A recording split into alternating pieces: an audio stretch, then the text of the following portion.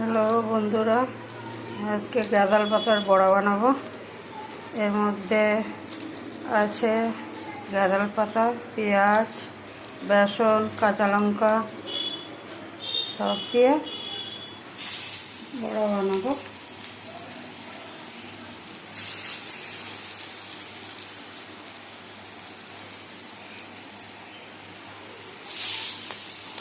খেতে হেভি সুন্দর হয়, আপনারা কখনো বানিয়ে দেখবেন।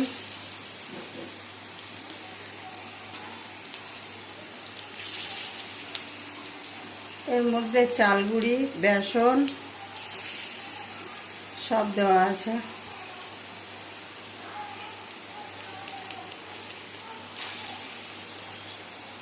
গরম ভাতের সাথে ভালো লাগে খেতে।